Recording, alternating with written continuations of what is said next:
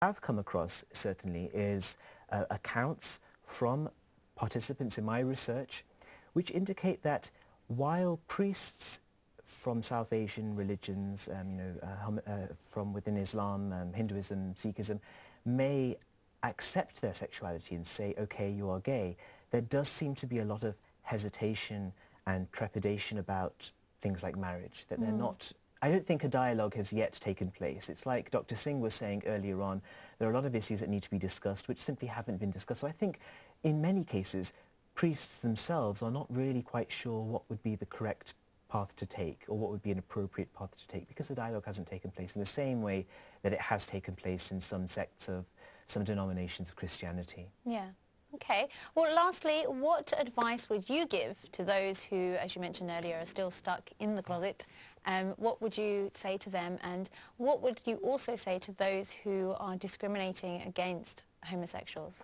Well, what I would say is that while it is socially desirable to come out and to disclose your sexual identity to others and to acknowledge who you are, I understand as a psychologist that it's not always very difficult for young ethnic minority individuals who are gay or lesbian to tell others.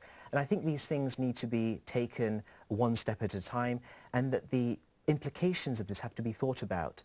So I think one shouldn't fall into the trap of thinking that I have to do a particular thing. Sexual identity development is all about taking things into your own hands and thinking about what the right path would be to take.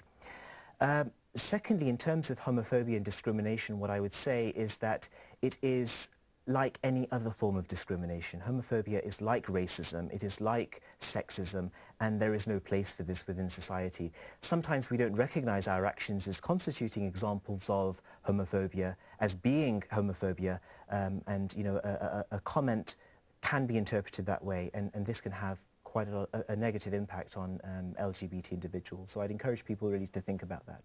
Great. Have you got any articles that are coming out, or what can we expect from you? Well, I will continue to conduct my research in this area because I think it's a very important topic.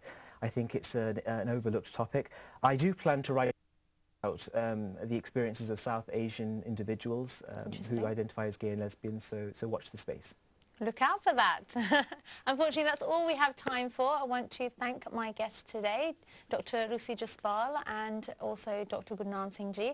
I hope those of you watching have found the views here insightful today. Apologies for any information that may have been incorrect. We do try our best to be as factual as possible.